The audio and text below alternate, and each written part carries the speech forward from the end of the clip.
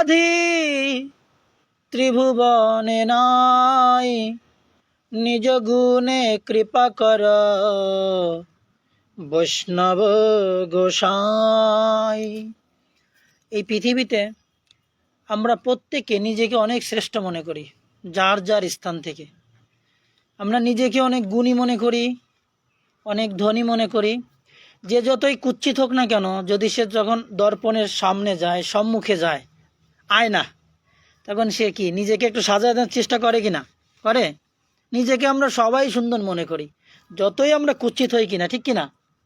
দর্পণের সামনে গেলে তখন আমরা সবাইকে একটু সাজাই যে আমার কাছে আমি অনেক প্রিয়, আমার কাছে আমি কি অনেক দামি। আমরা একে অপরের ভুল ধরার জন্য সবসময় ব্যস্ত, কি করে এর ভুল ধরা যায়, এই জন্য আমরা কি সবাই ব্যস্ত। যে একটা ব্যক্তির ভিতর হাজারটা দোষ রয়েছে, কিন্তু তার ভিতর কিন্তু একটা হলেও কি গুণ রয়েছে, কিন্তু সেই গুণটা আমরা কখনো দেখি না, শুধু তার দোষটাকেই দেখি।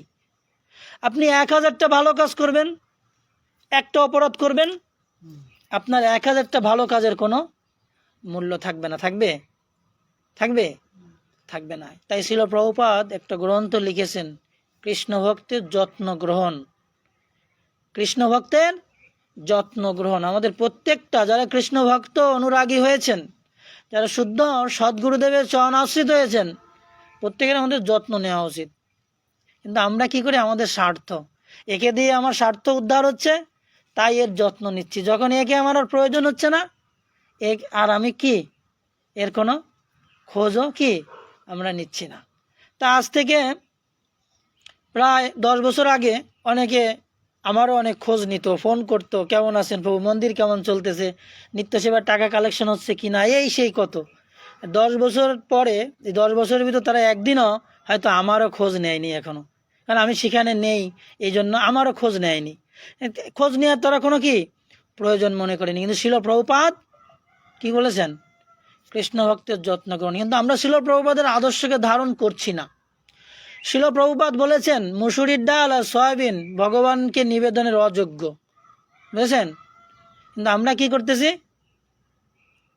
আমরা মুসুরির ডালটা খাচ্ছি না, কিন্তু সয়াবিনটা, এটা ইন্ডিয়ান নিউট্রেলা, এটা খাওয়া যাবে। কে? ফরচুন। কে বলেছে? ওই মন্দিরের প্রভু বলেছেন, উনি এটা দিচ্ছেন, উনি এটা। শিল প্রভুপাদ কি বলেছেন?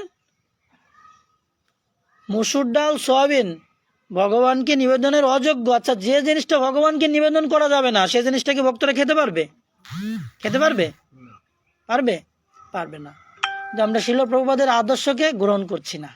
আমরা কি করছি, অমুক প্রভু বলেছেন, অমুক মন্দিরে খাওয়াচ্ছে, তাহলে কি ভক্তি বিজয় ভাগবত স্বামী মহারাজ বলেছেন, আমরা তার কথা শুনতেছি। আচ্ছা, ভক্তি বিজয় ভাগবত স্বামী মহারাজের আদর্শে আমরা আদর্শিত, নাকি শিল প্রভুপাদের আদর্শে আমরা আদর্শিত? কোনটা? প্রভুপাদ। কিন্তু আমরা সেই প্রভুপাদকে, আমাকে আমাকে তো মনে রাখবেন না, আমরা শিল প্রভুপাদকে মনে রাখতেছি না, তা আমাদের কিভাবে আমরা মনে রাখবো? আমাদের প্রভু উদাহরণ দিয়েছেন জীবন বীমা। প্রভুর কাছে আমার প্রশ্ন, জীবন বীমা যে গ্রাহকের বেশি লাভ হয় নাকি কোম্পানির বেশি লাভ হয়? যে কোম্পানির জীবন বীমা, সেই কোম্পানির বেশি লাভ, নাকি যে গ্রাহকের তার বেশি লাভ হয়? গ্রাহক 10 বছর পরে একটা অ্যামাউন্ট পাবে, আর যে কোম্পানি, সে প্রত্যেক দিন আপনার টাকা দিয়ে আরো টাকা কি করবে, হ্যাঁ, বৃদ্ধি করে নিয়ে যাবে। বুঝেছেন? জীবন বীমা আর এই ভগবানের সাথে সম্বন্ধ। ভগবান কি বলেছেন, এই পৃথিবীতে কে শ্রেষ্ঠ জানেন? যে আমার গীতার জ্ঞান কি করে, প্রচার করে, তার থেকে শ্রেষ্ঠ আর কেউ নেই। যে আমার গীতার জ্ঞান প্রচার করে, সে আমার সব থেকে প্রিয়, সেই আমার কি সব থেকে প্রিয়। তাই কৃষ্ণ ভক্তরা কি করেন, এই গীতার জ্ঞান প্রচার করেন। প্রভু যেমন উদাহরণ দিলেন যে বীমা করেন ঘরে ঘরে গিয়ে, কিন্তু সবাই তো বীমা করে না। করে? যে বীমা করে কি, সে লাভবান হয়, আর তার থেকে বেশি লাভবান হয় কে? আমার প্রাণ গোবিন্দ। প্রাণ গোবিন্দ সবসময় অধীর হয়ে বসে থাকেন, 4:30 তার দ্বার খুলে বসে থাকে, বৈকুণ্ঠের দ্বার খুলে, গোলকের দ্বার খুলে বসে থাকে, যে আমার কখন আমার একজন ভক্ত আমার কাছে ফিরে আসবে। এই জন্য মঙ্গল আরতি 4:30 হয়, বুঝেছেন?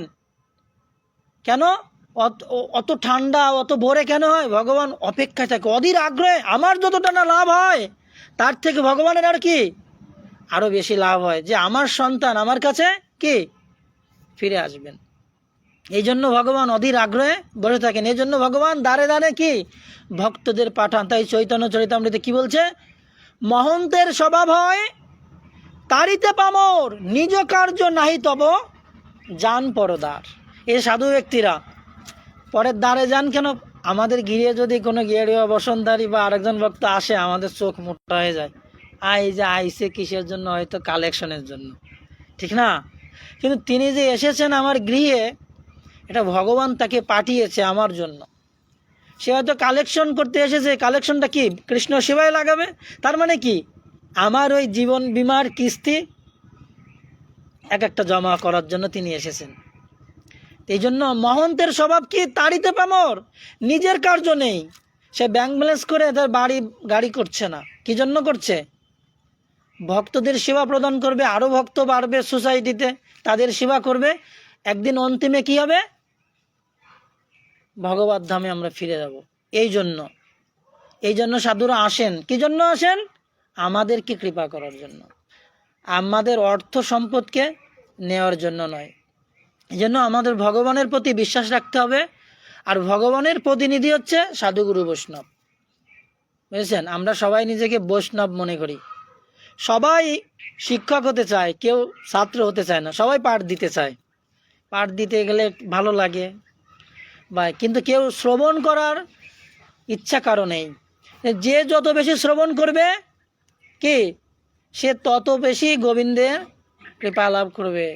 এই জন্য ভগবান দুটো কর্ণ দিয়েছে আর একটা মুখ দিয়েছে। কেন দিয়েছে দুটো কান? এক কান দিয়ে শুনবেন, আরেক কান দিয়ে বের করার জন্য। দুটো কান দিয়েছে ভগবানের কথা বেশি বেশি শ্রবণ, শ্রবণ শ্রবণ কীর্তন। প্রথম স্টেপ কি? শ্রবণ, শ্রবণম মঙ্গলম। আর মুখ একটা দিয়েছে কেন? কম কথা বলার জন্য, ভগবানের প্রসাদ বেশি খাওয়ার জন্য। কিন্তু কম বলতে হবে, কম, আর কি শুনতে হবে বেশি। এই জন্য ভগবান এই দুটো কর্ণ দিয়েছেন। আচ্ছা, আপনারা তো অনেকেই দীক্ষিত এবং অনেকেই ব্রাহ্মণ দীক্ষিত। বলেন তো, গুরুদেব যখন মন্ত্র দেয় আমাদের কোন কানে মন্ত্র দিছিল? ডান কানে না বাম কানে? আচ্ছা, পৈতা কোন কানে পেশায় বাথরুমে যান? কোন কানে?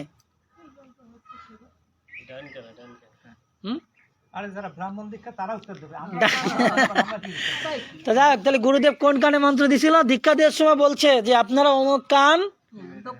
অমুক কান দিয়ে শ্রবণ করবেন। এখন গুরু মহারাজ হরিনাম মন্ত্র দিবে, ঠিক না? কোন কান দিয়ে বলছিল, মনে আছে?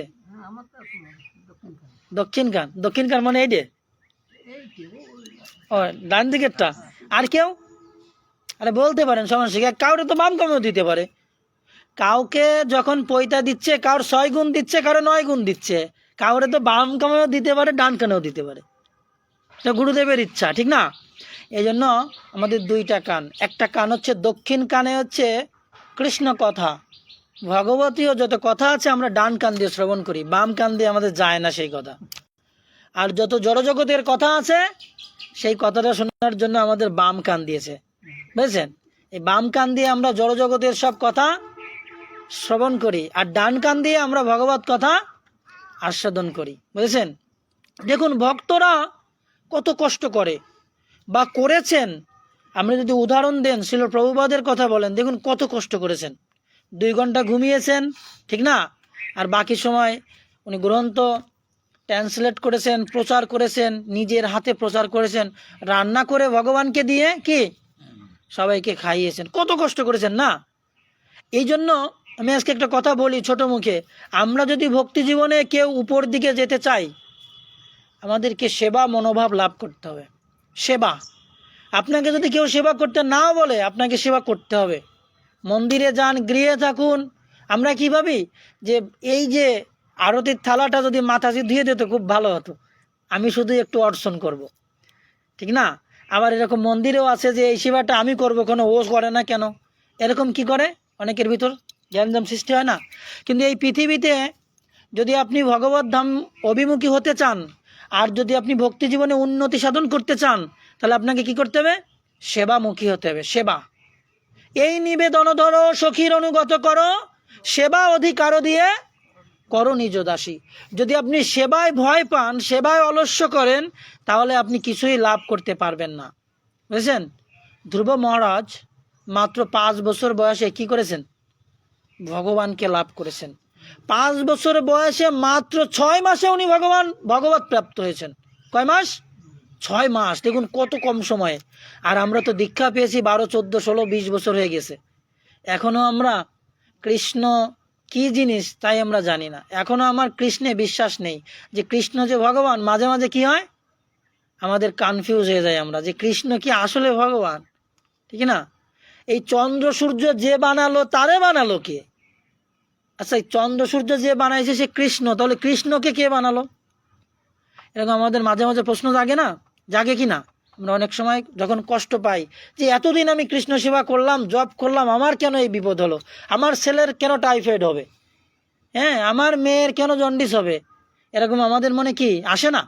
তা আমরা ভগবানকে এখনো পূর্ণরূপে বিশ্বাস করতে পারিনি। কেন জানেন? কারণ আমরা সেবায় ফাঁকি দিই। যদি একটু সার্ভিস করতে বলি কি করে, আমরা আগে যেয়ে বসে পড়ি যে দ্বিতীয় বইটাকে প্রসাদ পাই কি না পাই, সানার তরকারি থাকে কি না থাকে, এজন্য আমরা কি করি, প্রথমে বসে যাই। ভক্তদের একটু সেবা করব, সার্ভিস করব, মন্দিরে গিয়ে একটু রান্নায় সহযোগিতা করব, ভগবানের পুষ্পমালার সেবা করব, কোনো সেবাই আমরা করি না, বুঝছেন? আমরা অলস্য করি যে আমি ওটা করবো কেন, আমি একটু সামনে বসে থাকি। বা প্রথমে যে একদম ঠেলাঠেলি করে প্রসাদে বসে যাই।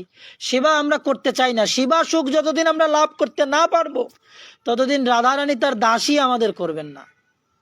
মাতাজিদের যদি বলি, মাতাজি একটু কলার মোচার কচুগুলো একটু বানাই দেন ভগবানের সেবায়, না না প্রভু আমার অ্যালার্জি আছে। কোনো মাতাজি বলে আমার হাতে দাগ লেগে যাবে। আচ্ছা, আপনি কি ভেবেছেন যে মহাপ্রভুর কেন কলার থোর, কলার মোচা প্রিয়, কচু শাক প্রিয়, কচু প্রিয়? এটাকে আপনি ভেবেছেন কেন প্রিয়? যে যত বেশি দাগ লাগাবেন তার হৃদয়ের তত বেশি দাগ নষ্ট হয়ে যাবে, বুঝেছেন? কেউ হাঁড়ি কড়াই মাজতে চায় না, কালি লেগে যাবে, নখ হয়ে যাবে।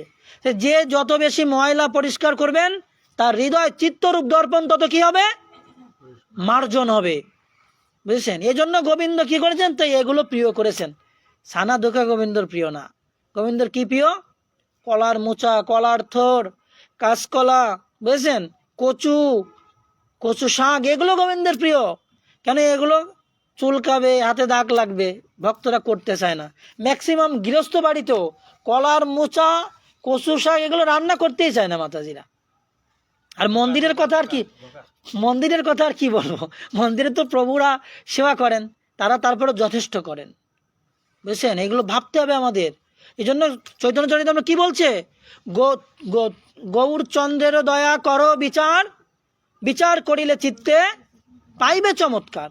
মহাপ্রভুর দয়া কি, এটা যদি আমরা বিচার করি তাহলে আমাদের চিত্তে কি হবে, চমৎকার আসবে। প্রভু মহারাজ তার বাবার কোলে বসতে পারলেন না। মাতা সুরুচি বললেন, এই তুই এখানে যদি বসতে হয় আমার গর্ভে তোর জন্ম নিতে হবে, আর আমার গর্ভে আসতে হলে তোর ভগবান বিষ্ণুর আরাধনা করতে হবে, বুঝেছেন?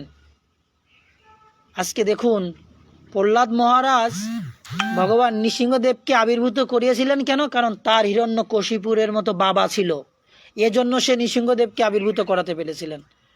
ধ্রুব মহারাজ ভগবানকে 6 মাসে পেয়েছিলেন কেন?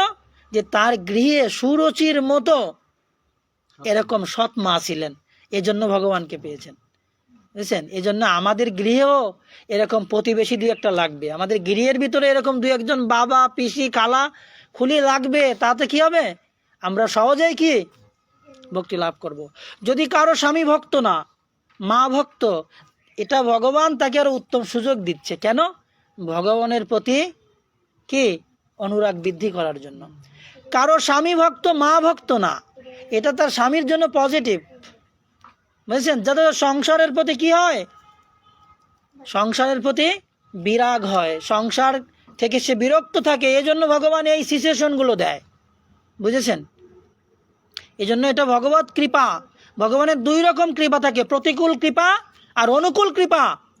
এটাও কৃপা, একটা প্রতিকূল কৃপা, একটা অনুকূল কৃপা, এগুলো ভগবানের কৃপা, কংস যখন ডাল দিয়ে ভাত খাচ্ছেন, খেতে খেতে ওই ডাল ফোড়ন দিলে, ডালে যদি জিরা ফোড়ন দেওয়া, জিরা